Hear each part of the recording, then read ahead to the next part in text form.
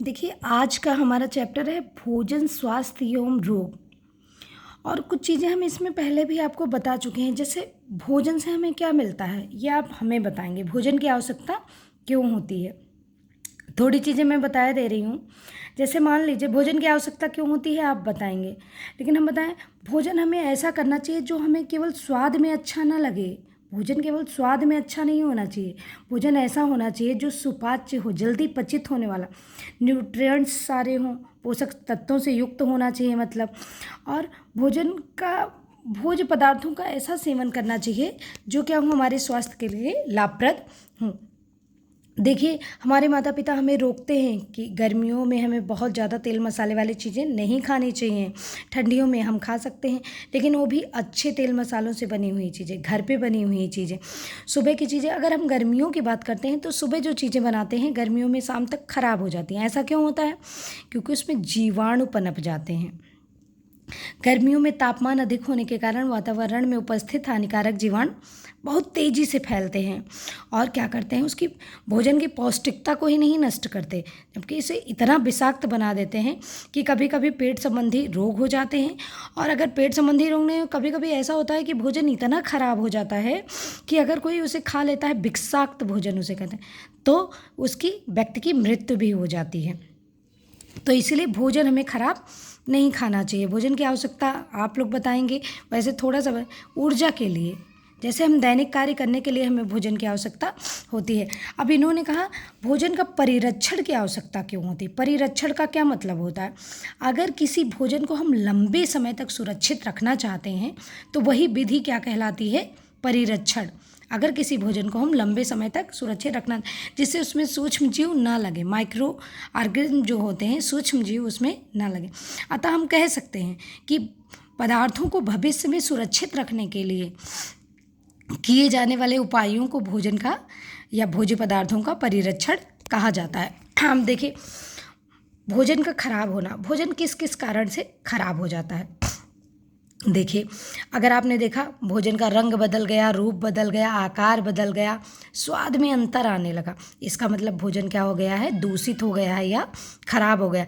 ऐसा भोजन करने से रोगी की मृत्यु या किसी स्वस्थ व्यक्ति की मृत्यु भी हो सकती है। भोजन को खराब करने के देखिए मुख्य कारक क्या? एक तो जीवाणु द्वारा खराब होता है, ईस्ट द्वारा खराब होता है, फफूंद द्वारा खराब होता है और सूक्ष्म जीवों द्वारा भोजन खराब होता है। सबसे पहले हम बात करते हैं कवक की। फफूंद को ही कवक कहते हैं। फफूंद को क्या कहते हैं? कवक कहते हैं। जैसे अगर बहुत दिन तक हम देखते हैं ब्रेड किसी नम स्थान पे रखी हुई है या फिर रोटियां, तो उसमें देखो बगल में बनी हुई ब्रेड है, तो उसमें क्या हो जाता है? काले या सफ़ेद रंग के क्या होते हैं? एक अजीब सी संरचना उभर आती है, जिसे हम क्या कहते हैं? फफूंद। जो सफ़ेद सफ़ेद लगता है, रुई जैसी संरचना है, वही क्या कहलाती है? फफूंद। अब नम स्थान में रखी हुई ब्रेड है, अचार है, फल है, सब्जी है, चमड़ा है, तो उसमें सफ़ेद बालों जैसी जो संरचना होती है वही क्या कहलाती है? फफूंद।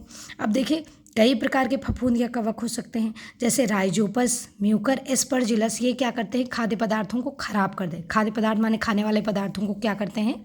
खराब कर देते हैं। कौन कौन से कवक हैं? Rhizopus, Mucor, Aspergillus. ये सारे क्या करते हैं? पदार्थों को खराब कर देते हैं। दूसरा, अगर हम सूक्ष्म जीव की बात करें तो क्या है? जीवाणु। अब ये सर्वव्यापी मतलब हर जगह होते हैं और ये क्या करते हैं? हानिकारक जीवाणु जो होते हैं वो भी भोज्य पदार्थों को दूषित कर देते हैं, मतलब खराब कर देते हैं, और इसके कारण निमोनिया, हैजा, पेचिस, पेट में दर्द, उल्टी और कई बीमारियां हो जाती हैं। तीसरा जो सूक्ष्म जीव है जिसके कारण भोजन खराब होता है वो है ईस्ट। अब ईस्ट आप लोग ने देखा होगा, अगर डबल रोटी बनाने में हम किसका प्रयोग करते हैं? ईस्ट का प्रयोग करते हैं। डबल रोटी बनाने में थोड़ी सी मात्रा ईस्ट का प्रयोग किया जाता है। डबल रोटी के आटे में जब ईस्ट डाल के रख दिया जाता है, थोड़ी सी ईस्ट डाल के 3-4 घंटे के लिए, तो आटा ज़्यादा फूल। जलेबी बनाने में भी ईस्ट का प्रयोग किया जाता है। लेकिन कभी कभी क्या होता है, ये ईस्ट जो होता है वो भोजन को क्या कर देता है? खराब कर देता है, अगर ज़्यादा मात्रा में इसका इस्तेमाल किया गया है या फिर ज़्यादा देर तक कार्बोहाइड्रेट। ये हमेशा कार्बोहाइड्रेट युक्त पदार्थों पे ही लगता है जो ईस्ट होता है। किस पर लगता है? कार्बोहाइड्रेट। अगर मान लीजिए इन्हें वृद्धि करने के लिए नमी और उचित तापमान की आवश्यकता होती है। नम चीज़ें होनी चाहिए, उचित तापमान और कार्बोहाइड्रेट युक्त पदार्थ होना चाहिए, उसमें ही ईस्ट लगते हैं, ये भी भोजन को विषाक्त कर देते हैं। फिर हम बात करते हैं रोडेंट्स की। लंबे समय तक अगर बंद बर्तनों में रख दिया जाए किसी सामान को, अनाज को, गेहूं को, चना, मटर, उसके बाद जब हम देखते हैं तो देखते हैं उसमें छोटे छोटे से घुन रख दिए, जबकि हमने बंद करके रखा था। घुन, छोटे छोटे पतंगे लग गए, तो ये क्या करते हैं, भोजन को खराब कर देते हैं। ये भी जो आपके बिना पके हुए भोजन है उसको खराब। और अगर मान लीजिए अनाजों को हम खुला छोड़ देते हैं तो चूहे रोडेंट्स, चूहों को ही कहते हैं, वो क्या करेंगे, सारे भोजन को कुतर कुतर के खा लेंगे जो आपका बिना पका हुआ अनाज है। बहुत से सब्जियों को कीटों से बचाने के लिए हम क्या करते हैं, उसमें गोभी को और गोभी, बैगन, इन सब चीज़ों को हम क्या करते हैं, रेफ्रिजरेट करके फ्रिज में रख देते हैं। और अगर नहीं रखा तो इसमें बैगन छेदक, गोभी कीट, ये सब लग के क्या करते हैं, इन सब चीज़ों को खराब कर दें। अब परिरक्षण की विधियाँ। अब भोजन खराब तो हो रहा था, अब हम उसे खराब से बचाने के लिए हम क्या कर सकते हैं, तो सबसे पहला मेथड है निर्जलीकरण या सुखाना। हम क्या करेंगे, भोजन का जितना भी पानी है वो अगर हम सुखा के, जैसे देखिए अगर हम कच्चे चावल रखते हैं तो वो जल्दी ख़राब नहीं होते हैं। अगर हम पके चावल रख देंगे सुबह के, अगर गर्मियों में, तो शाम को वो ख़राब हो जाएंगे। तो अगर हम क्या करते हैं, जो भोज्य पदार्थ है उसको हम निर्जलीकरण कर देते हैं, मतलब उसका सारा पानी नष्ट कर देते हैं सुखाकर, तो भोजन खराब होने से बच सकता है। तो जैसे कि आप लोग ने देखा होगा, मम्मी क्या करती हैं, एक दाल होती है, उड़द की दाल, और खबहा या खबहे से बनाती हैं कुछ, पता नहीं क्या बनाती हैं, याद नहीं आ रहा है मुझे, तो वो बना के रख देती हैं। या फिर बहुत सी चीज़ें बना के, चिप्स, पापड़, ये सब बना के निर्जलीकरण करके रख देती हैं, जो हम दूसरे मौसम में इस्तेमाल करते हैं। क्यों? क्योंकि उसका सारा जल ख़त्म हो चुका है, जो उसमें जल था वो सारा ख़त्म हो चुका है। तो क्या सारा जल निकाल के अगर हम रखते हैं, तो डिब्बा बंद करके रखते हैं, तो चीज़ें काफ़ी समय तक चल जाती हैं, जिसमें पानी नहीं होता, वाष्पीकृत करके।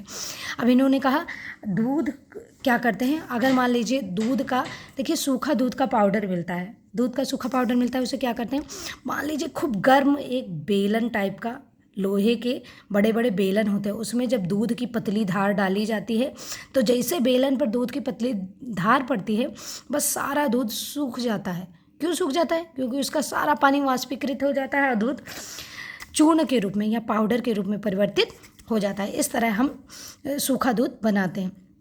दूसरा क्या है, उबालना। पहला निर्जलीकरण करना। निर्जलीकरण करने से क्या होता है, कीट पतंगे, मतलब उसे हम रख सकते हैं कुछ समय के लिए उबाल कर। मान लीजिए आप देखते हैं, अगर हम दूध आया है हमारे घर में, हम उबाल के नहीं रखते हैं तो दूध में क्या लग जाते हैं, जीवाणु, और सारा दूध फट जाता है, ख़राब हो जाता है। इसीलिए हम बहुत सी चीज़ों को उबाल कर भी नष्ट होने से बचा सकते हैं, या उसमें सूक्ष्म जीव लगने से बचा सकते हैं। कुछ चीज़ों को ठंडा करके भी बचाया जा सकता है। देखिए हमारे घर में अगर कोई कोल्ड ड्रिंक आती है या फिर सब्जियां आती हैं, तो हम उसे क्या करते हैं, उठा के फ्रिज में रख देते हैं, जिससे वो ठंडी रहती हैं। और जब ठंडी रहती हैं, देखिए इन्होंने कहा कि फ्रीजर में या फिर रखा जाए या फिर फ्रिज में रखा जाए तो चीज़ें ठंडी रहती हैं। ठंडक में जो सूक्ष्म जीव होते हर जगह हैं, लेकिन जब ठंडी के जगह पर पहुंचते हैं सूक्ष्म जीव, तो वो पनप नहीं पाते, मतलब उसमें वृद्धि होना बंद हो जाती है, वो इनएक्टिव हो जाते हैं, वो कार्य करना बंद कर देते हैं। इसीलिए हम उसे हिमीभूत करके या फिर फ्रिज करके भी चीज़ों को रख सकते हैं। इन्होंने कहा भोजन को ठंडे स्थान पर रखकर, घरों में हरी सब्जियां, फलों को गीले कपड़े से ढक कर रखकर, बनी हुई सब्जियों को ठंडे पानी में रखकर हम उसका परिरक्षण कर सकते हैं। और फ्रिज में क्या होता है, तापमान 7 डिग्री सेंटीग्रेड से 10 डिग्री सेंटीग्रेड तक रखा जाता है, जिससे जो सूक्ष्म जीव हैं उनकी वृद्धि रुक जाती है। और वृद्धि रुक जाती है तो क्या होता है, सामान खराब नहीं होता है। एक और काम हम कर सकते हैं, चीज़ों को परिरक्षित रखने के लिए, लंबे समय तक रखने के लिए हम क्या करते हैं, उसमें हम कुछ केमिकल मिला देते हैं, रासायनिक पदार्थ। तो चौथा हमारा यही है, रासायनिक एवं अन्य पदार्थों का उपयोग। कुछ रासायनिक पदार्थ भी सूक्ष्म जीवों को क्या करते हैं, उत्पन्न होने से रोकते हैं। जैसे रासायनिक पदार्थ का नाम याद रखिएगा, sodium bisulphite, potassium metabisulphite, sodium metabisulphite, potassium metabisulphite, sodium benzoate और सिरका। अगर हम किसी चीज़ में ये सब मिला के रखते हैं तो भी वो पदार्थ काफ़ी समय तक, लंबा समय तक क्या रहता है, परिरक्षित रहता है, सही रहता है। अगर हम अचार, मुरब्बे, जैम, जेली, टमाटर सॉस की बात करें तो इसमें अगर हम किसी चीज़ में ज़्यादा नमक या फिर शक्कर डाल के रखते हैं तब भी वो सामान परिरक्षित रहता है। क्योंकि ये शक्कर और नमक क्या करते हैं, सूक्ष्म जीवों की कोशिकाओं से जल को बाहर कर देते हैं, और जब तक नमी नहीं पाता है तब तक सूक्ष्म जीव वर्क नहीं कर पाता है, उसकी वृद्धि नहीं होती है। देखिए, अगर हम अचार वचार बनाते हैं तो उसमें क्या करते हैं, उसमें तेल डाल के रखते हैं। इसका मतलब तेल भी परिरक्षक का काम करता है, मसाले भी परिरक्षक का काम करते हैं। अब डिब्बा बंद सामान जो आता है उसका देखिए, हम क्या करते हैं, अनेक भोज्य पदार्थों जैसे मटर, अनानास आदि प्राकृतिक रूप से इस विधि द्वारा वायुरुद्ध डिब्बों में बंद करके संरक्षित रखे जा सकते, वायुरुद्ध डिब्बों में उसे रख देते हैं। नेक्स्ट मेथड है पाश्चरीकरण। कौन सा मेथड है, पाश्चरीकरण। देखिए, दूध को अगर आधे घंटे तक 63 डिग्री सेंटीग्रेड पर या फिर 15 सेकंड तक 72 डिग्री सेंटीग्रेड पर गर्म करते हैं, और उसके बाद क्या करते हैं, 10 डिग्री सेंटीग्रेड पर ठंडा करके इसे रख देते हैं, या फिर पैकेट में बंद करके रखते हैं और ठंडी जगह पर रखते हैं, तो दूध जल्दी खराब नहीं होता है। याद रखिएगा, 63 डिग्री सेंटीग्रेड पर आधा घंटा गर्म करो, चाहे 72 डिग्री सेंटीग्रेड पर इसे 15 सेकंड तक गर्म करो, उसके बाद 10 डिग्री सेंटीग्रेड पर इसे अगर रख देते हैं डिब्बा बंद करके या फिर पैकेट बंद करके, तो ये खराब नहीं होता है। अब देखिए, इन्होंने कहा है भोजन की गुणवत्ता बनाए रखने के उपाय।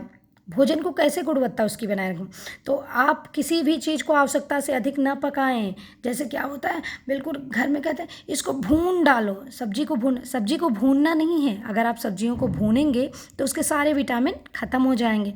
जो आप आटे का प्रयोग करते हैं, चोकर वाले आटे का प्रयोग करना चाहिए, चोकर वाले आटे का प्रयोग करना चाहिए, और मैदा युक्त सामान हमें नहीं खाना चाहिए। विटामिन ए को अगर हम ज़्यादा देर तक गर्म करते हैं तो ये क्या होता है, नष्ट हो जाता है। विटामिन सी भी नष्ट हो जाता है, इसीलिए हमें बहुत ज़्यादा पकाना नहीं चाहिए। उबालने के लिए आवश्यकता से अधिक पानी का प्रयोग नहीं करना चाहिए। चीज़ों को ढककर पकाना चाहिए।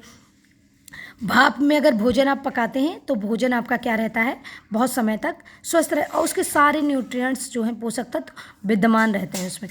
और भोज्य सामग्री को साफ सूखे बंद बर्तन में ही रखना चाहिए। विटामिन और खनिज पदार्थों के छिलके, अगर मान लीजिए ऐसा कुछ है तो छिलके सहित आप बना के खा सकते हैं। सब्जियों को काटने से पहले धो लेना चाहिए, काटने के बाद धोएंगे तो उसके मिनरल्स जो होते हैं और विटामिन नष्ट हो जाते हैं। सब्जी लोहे की कढ़ाई में पकाना चाहिए, जिससे उसमें क्या होता है, लौह तत्व आयरन विद्यमान रहता है, और हीमोग्लोबिन के निर्माण में आयरन की बहुत बड़ी भूमिका होती है। और हमें क्या करना चाहिए, बाजार से मिलने वाले किसी भी खाद्य पदार्थों, नूडल्स, पिज्ज़ा आदि संरक्षित, जिसमें हम वो डालते हैं, प्रिजर्वेटिव डालते हैं, संरक्षित करने वाले केमिकल का प्रयोग करते हैं। अभी मैंने 3 केमिकल का नाम बताया है, तो उन केमिकल का जिसमें प्रयोग करते हैं, कोशिश करनी चाहिए डिब्बा बंद चीज़ों से हमें बचना चाहिए, फास्ट फूड से हमें बचना चाहिए।